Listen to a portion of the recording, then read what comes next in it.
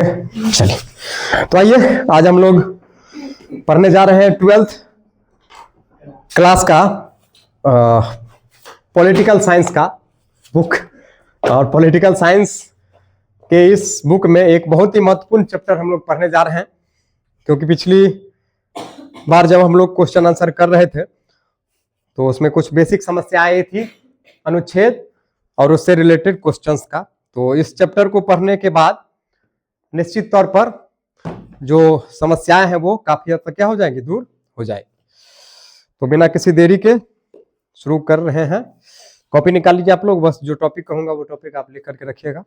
और ये चैप्टर खत्म होगा तो निश्चित तौर पर आप अच्छा खासा पॉइंट को भी जान जाइएगा और कुछ क्वेश्चन आंसर है उसको भी हम लोग क्या करेंगे, कर पाएंगे। ठीक है, तो चलिए अभी से शुरू करते हैं। आधा घंटा 40 मिनट में इसको खत्म करने का प्रयास करते हैं। तो आप सबको पता होगा कि संविधान क्या है। तो संविधान एक लिखित नियम कानून का संग्रह है जिसके आधार पर व्यवस्थाएं क्या होती है, चलती है। शासन और प्रशासन उसी आधार पर काम करता है और उसी आधार पर देश क्या होता है, चलता है।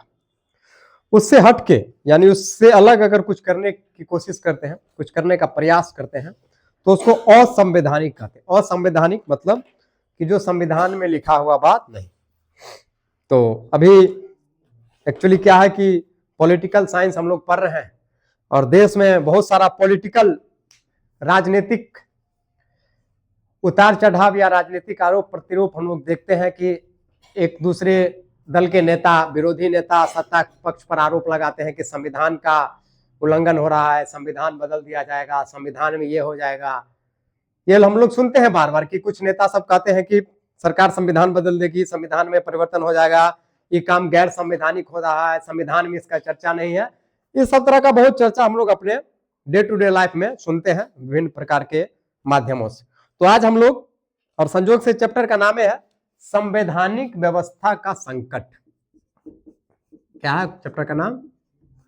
संवैधानिक व्यवस्था का संकट का।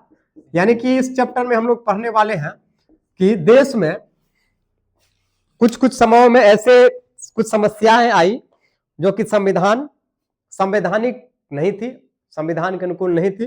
फिर उन समस्याओं से कैसे समाधान पाया गया और कैसे क्या हुआ, इसी चैप्टर में हम लोग आगे इसको पढ़ने वाले हैं। तो चलिए मैं शुरू कर रहा हूं।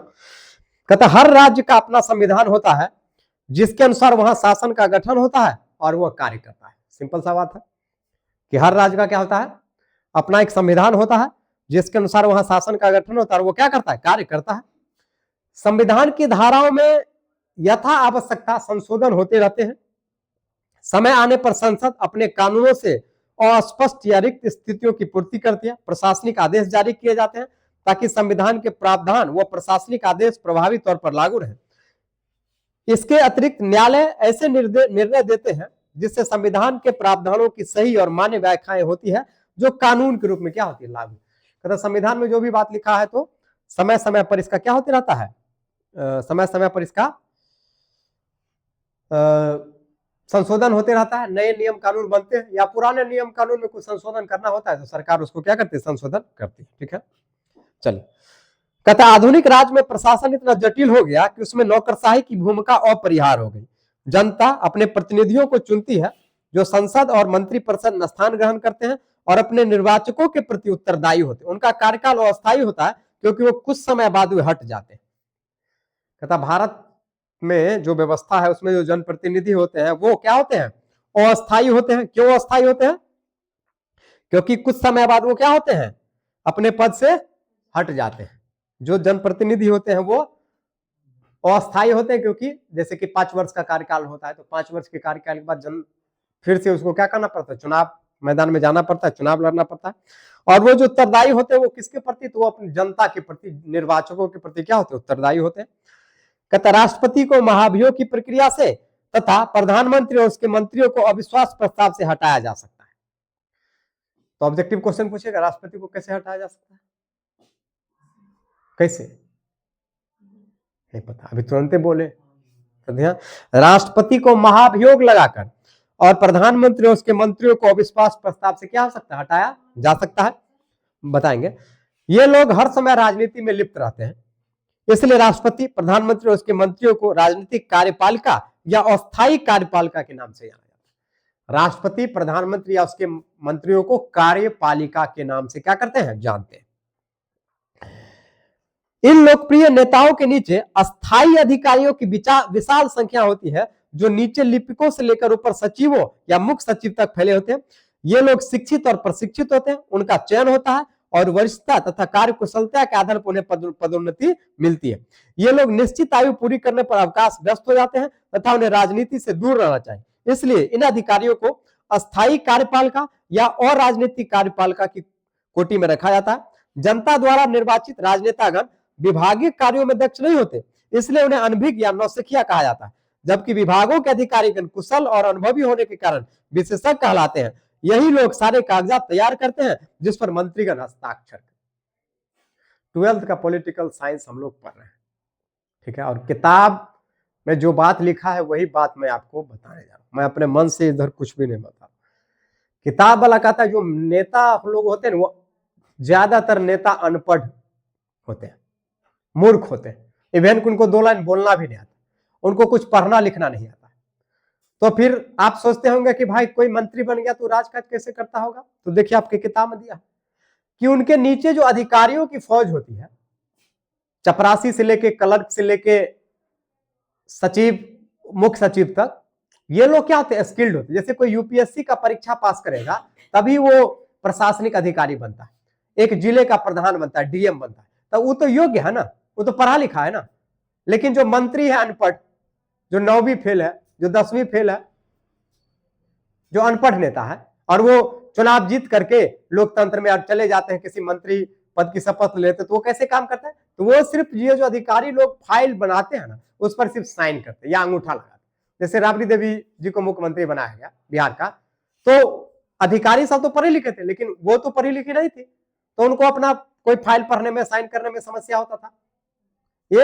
ये उदाहरण मैं आपको दे रहा हूं कि ऐसे बहुत सारे देश के कई हिस्सों में ऐसे मंत्री हैं, बहुत सभी पार्टियों में, किसी एक पार्टी की बात नहीं, लगभग हर पार्टी में कोई न कोई नेता है जो राजनीति से चुनाव जीत कर आया, उसके पास शिक्षा नहीं है, लेकिन उसको किसी विभाग का मंत्री बना दिया, तो वो काम कैसे करेगा। तो उसके नीचे जो अधिकारी होते हैं वो काम करते हैं, इसलिए इन्हें अस्थायी कार्यपालिका कहा जाता है, क्योंकि ये अपने आयु के पूरा होने पर रिटायर होते हैं। जो नेता होते हैं वो तो कुछ निश्चित समय पर ही हट जाते हैं, जैसे 5 साल हुआ, चुनाव हारे तो हट गए, या उनको पद से हटा दिया तो हट जाएंगे। लेकिन जो नौकरी करते हैं कर्मचारी, वो तो परमानेंट रहते हैं, और जब उनकी आयु होती है तब वो उससे हटते हैं, तो उनको नॉलेज भी होता है, एक्सपीरियंस होता है, और उसी से विभाग सब क्या होता है, चलता है। जैसे के पाठक का नाम हम लोग सुने थे शिक्षा विभाग में जब आप लोग थे, तो के पाठक जी बहुत सख्त अधिकारी हुए, नेता सबको दिक्कत होने लगा, तो देखिए उनका ट्रांसफर ही हो गया, विभाग बदल गया, बीच में बहुत टाइट हुए थे। तो वो अधिकारी है, वो प्रशिक्षित है, स्किल्ड है, एक्सपीरियंस उनके पास, वो प्रशिक्षण लिए हुए, ट्रेनिंग लिए हुए, तो वो अच्छा काम करेंगे। तो ये आपकी किताब में ऐसा बात बोला भाई, मैं नहीं बोल रहा हूं, ठीक है। कहते यदि शासन जनता द्वारा निर्वाचित मंत्रियों के हाथ में है तो लोकतंत्र या जनताशाही है, लेकिन यदि ये लोग अपने नीचे काम करने वाले अस्थायी अधिकारियों के हाथों की कठपुतली बनकर रह जाते हैं तो वह नौकरशाही में परिवर्तित हो जाता है। तो 2 नंबर का क्वेश्चन पूछेगा, नौकरशाही क्या? नौकरशाही, जब हम लोग जिसको वोट देके जिताते हैं वो निर्भर हो जाता है किस पर, अधिकारियों पर। और सरकार का कोई भी काम होता है उसके लिए आपको सरकारी अधिकारी के पास ही जाना पड़ेगा, नेता नहीं। जैसे अभी बहुत ज्यादा हल्ला हो रहा है, राजस्व भूमि विभाग का विजय सिन्हा जो उप मुख्यमंत्री और राजस्व मंत्री हैं, तो वो देखेगा अधिकारी सबको डांट फटकार लगाते, क्यों? क्योंकि अधिकारी सब मनमानी करते। आप कोई छोटा विवाद लेके जाइए, कोई थाना जाइए, कोई अंचल कार्यालय जाइए, किसी सरकारी अधिकारी के कार्यालय जाइए, वो आपको बहुत तरह का समस्या से जूझना पड़ेगा, अनावश्यक समस्या से। आप किसी थाना में कंप्लेन करने चले जाइए, देखिए आपको किसकी समस्या से गुजरना पड़ेगा। आप किसी ब्लॉक में किसी काम के लिए अपना जन्म प्रमाण पत्र, आय प्रमाण पत्र, जाति प्रमाण पत्र बनाने चले जाइए, देखिए आपको कितना सिस्टम से गुजरना पड़ेगा। हो सकता है आपको कहीं कहीं घूस भी देना पड़े, बिना घूस के कहीं काम भी नहीं होगा। तो जब शासन व्यवस्था अधिकारी सब चलाने लगता है तो ऐसे शासन व्यवस्था को नौकरशाही का क्या कहते हैं, नौकरशाही। क्यों? क्योंकि शासन व्यवस्था कौन चला रहा है, अधिकारी चला रहे हैं, कर्मचारी चला रहे हैं, क्लियर। चलिए, लास्की ने लिखा है कि यदि संसद मंत्रियों के हाथ में खिलौना है तो मंत्रीगण अपने अस्थायी सचिवों के हाथ का खिलौना है। यह सब अनुचित है, लेकिन इसका कोई दोष नहीं है, इसलिए नौकरशाही को अपरिहार्य दोष की संख्या दी गई। कहता है कि तटस्थ या निष्पक्ष नौकरशाही का अर्थ है लोक सेवकों या अस्थायी अधिकारियों को राजनीति से अलग रखना चाहिए और उन्हें वफादारी से काम करना चाहिए, चाहे कोई भी दल सत्ता में क्यों ना। लेकिन यह क्या होता है कि अधिकारी सब जिस दल की सत्ता आती है उस दल के समर्थक बन जाते हैं, उस दल के उद्देश्यों के लिए काम करने लगते हैं, फिर जो दूसरा दल आता है तो उस दल के साथ मिल जाते हैं। यही हम लोग देखें कि अधिकारी किसके फेवर में काम करते हैं, अधिकारी सब नेता के फेवर में, जो जिस दल का शासन है उस दल के शासन में क्या करने लगते हैं, काम करने लगते हैं। ठीक है, अच्छी बात है। चलिए, अब कहता है इस उदार या तटस्थ नौकरशाही के विचार का समर्थन जर्मनी के हीगल और मैक्स वेबर की रचनाओं में मिलता है, लेकिन फांसीवादी और साम्यवादी व्यवस्था में प्रतिबद्ध नौकरशाही की व्यवस्था होती है। ठीक है, चलिए, कहता है कि लेकिन प्रधानमंत्री इंदिरा गांधी ने संकट पैदा किया। नवंबर 1969 में उन्होंने अपने वक्तव्यों में कहा कि नौकरशाही की भूमिका भारत के विकास में बाधक हो रही है। कुछ समय पूर्व उन्होंने अपनी अलग कांग्रेस पार्टी बनाई थी। उनकी सरकार के पीछे लोकसभा में बहुमत नहीं था, किंतु वह कुछ विपक्षी पार्टियों के बाहर से समर्थन पर टिकी थी। 14 बैंकों का राष्ट्रीयकरण किया जा चुका था, अतः जनसाधारण में अपनी लोकप्रियता बढ़ाने के खातिर नए हथकंडे अपनाए गए, जिसमें देश में प्रतिबद्ध नौकरशाही का मुद्दा शामिल हो गया।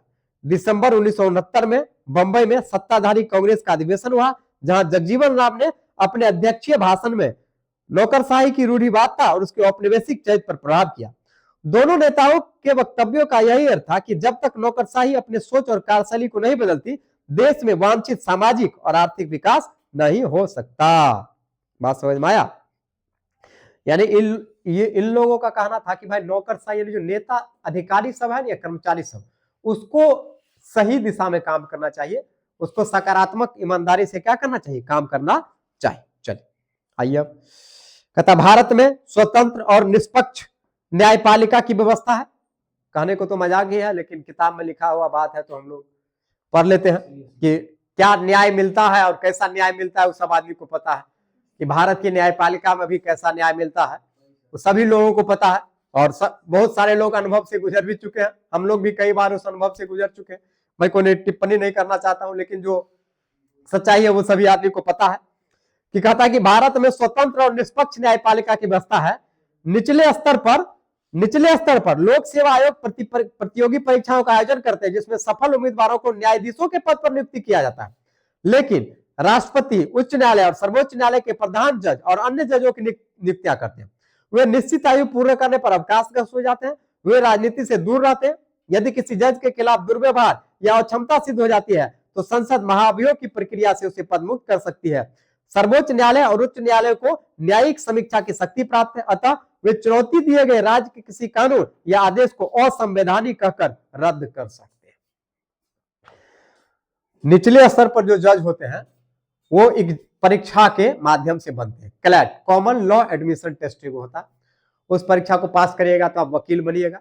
वकील बनने के बाद न्यायिक परीक्षा होता है, उस परीक्षा को पास करिएगा तो आप छोटे स्तर पर जिला या उससे छोटा छोटा जो न्यायालय होता है उसके जज बन सकते हैं।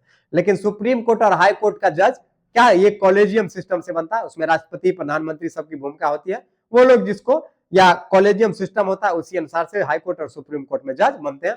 सुप्रीम कोर्ट और हाई कोर्ट में जज बनने के लिए कोई परीक्षा देना नहीं पड़ता, ठीक है, लेकिन निचले स्तर पर जज बनने के लिए परीक्षा देना पड़ता है। तो हम लोग कई बार न्यूज में सुन चुके हैं कि मान के चलिए कि कोई पहले सर्वोच्च न्यायालय का न्यायाधीश था, फिर उसका बेटा बना, फिर उसका बेटा, फिर उसका बेटा बना। तो ऐसी व्यवस्था हो गई है सुप्रीम कोर्ट, हाई कोर्ट में कि एक ही परिवार के कई लोग न्यायाधीश बन गए।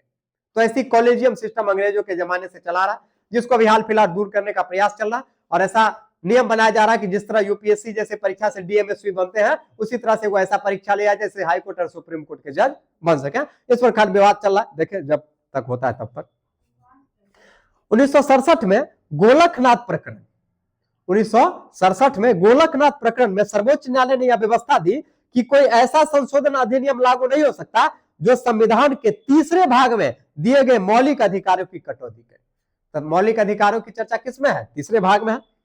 पीछे जो संशोधन हुए वो अवैध है, लेकिन उन्हें चलता रहना चाहिए, क्योंकि उनके अंतर्गत बहुत काम हो चुका है जिसे पलटा नहीं जा सकता। भविष्य में ऐसा न किया जाए।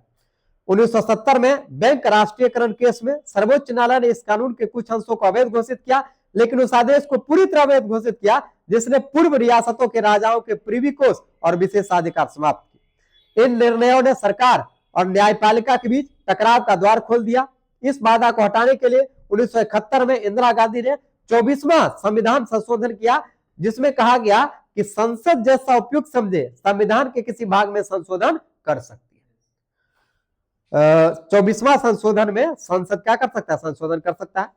1973 के केशवानंद भारती केस में सुप्रीम कोर्ट ने यह व्यवस्था की कि संविधान में कोई ऐसा संशोधन नहीं किया जा सकता जो उसके आमूल ढांचे यानी बेसिक स्ट्रक्चर को बदले या बिगाड़े। ठीक है,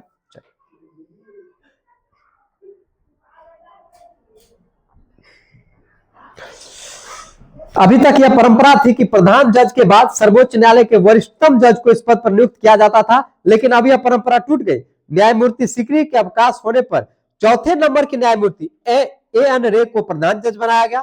तब न्यायमूर्ति सेलट, हेडगे और ग्रोवर ने अपने त्यागपत्र दे दिए। ऐसा लगा कि प्रधानमंत्री इंदिरा गांधी देश में प्रतिबद्ध न्यायपालिका चाहती है। इंदिरा सरकार के इस कार्य की कड़ी निंदा की गई, लेकिन सरकार अपने आग्रह पर डटी रही।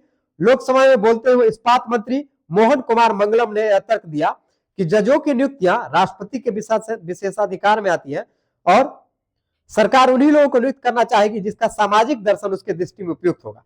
आलोचकों ने यह कहा कि ऐसी कार्य न्यायपालिका की स्वतंत्रता को नष्ट कर उसे सरकार के प्रति आबद्ध बना देगा। संतोष की बात यह है कि जब 1977 में जनता पार्टी की सरकार बनी तो वरिष्ठता की परंपरा का पालन करते हुए चंद्रचूड़ को सर्वोच्च न्यायालय का प्रधान जज बनाया गया। तब प्रतिबद्ध न्यायपालिका का व्यवहार ठप हो, कहा कि वो विवाद हो गया कि भाई जो जज रिटायर करेगा, रिटायर करने के बाद जो सबसे वरिष्ठ जज होगा ना, सबसे बड़ा, उसी को जज बनाया जाए। लेकिन इंदिरा गांधी के समय में इस नियम को तोड़ दिया गया और चौथे नंबर का जज था उसे प्रधान न्यायाधीश बना दिया गया। बाद में इसका बहुत सारा विरोध हुआ तो सरकार ने तर्क दिया कि भाई सरकार वैसे ही लोगों को जज बनाएगी जो सरकार के नीतियों के अनुकूल बात करे। तो इससे हल्ला होने लगा कि इससे तो दिक्कत हो जाएगा, सब सरकार अपना जज नियुक्त करेगी तो जज सरकारी के पक्ष में फैसला देगा। लेकिन 1977 में जब जनता पार्टी की सरकार बनी तो फिर से इस परंपरा को बाहर किया गया और जो जज रिटायर करते थे ठीक उसके बाद जो जज होते थे उसी को मुख्य जज बनाया जाता था 1977 में। याद रखिए। थोड़ा स्टॉप करो, बहुत बोल रही है। नहीं